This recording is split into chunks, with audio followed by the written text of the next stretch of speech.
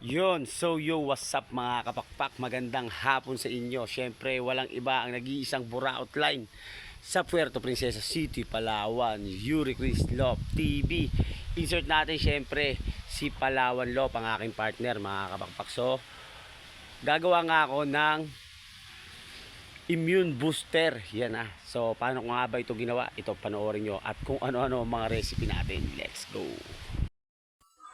So, meron nga tayo ditong sambong, lagundi. Ayan o. So, tsaka basil, mga kapakpak, at oregano. At syempre, ang luya, sibuyas, bawang. Yan ah. So, yan nga yung mga recipe na gagawin natin para sa ating super immune booster. Yan ah. Pang personal lang to mga kapakpak ah. So, tara. Ito na sila.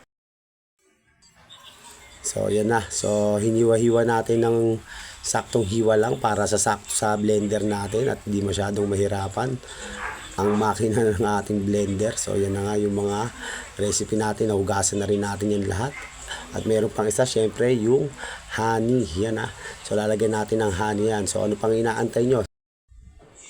Ito na nga mga kapakpak, inuuna na nga natin ng bawang. So, lalagyan natin yan na ng isang basong tubig. And then, i-blender na natin yan. Ayan na. Then, pagkatapos nyan, mga kapakpak, ito na yung itsura. Ilalagay na nga natin yan dito sa ating mahiwagang pitchel. Yan. So, ayan na. Ilagay na nga natin, mga kapakpak. So, yan nga ang kulay niya. Kulay puti. At isusunod naman natin ang ating sibuyas. Yun. Lalagyan rin natin yan, syempre, isang basong tubig, mga kapakpak. Hanggang dyan lang tayo. Then, blender na natin yan. Siyempre, mekos-mekos na yan minsan. Ano, grabe. At ito na nga, susunod na nga natin mga kapakpak ang ating sambong. Yan na. So, mekos-mekos na rin natin yan minsan. Yan. So, ihalo na rin natin yan. Ito ang itsura ng sambong mga kapakpak pag oras na blender. So, ayan. Ihalo na rin natin yan sa pitchel.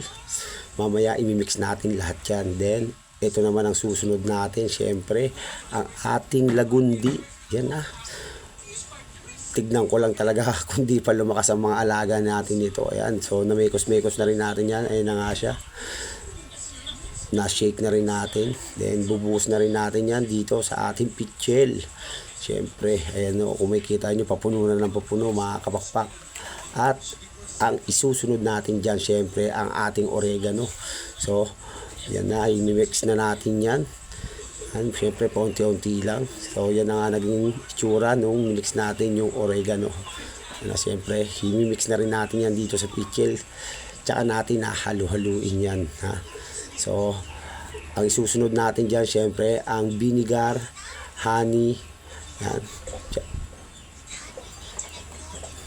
So, yan nga ang kulay, mga kabakpak. Yan, so medyo puno na nga, kaya lilipat natin sa balde. Yan o, yan ang maging itsura niya mga kapakpak nung pinagsama-sama na at hahalu-haluin na nga natin mga kapakpak. So hanggang dito na lang muna tayo mga kapakpak. Maraming salamat sa inyong lahat. Please like and share.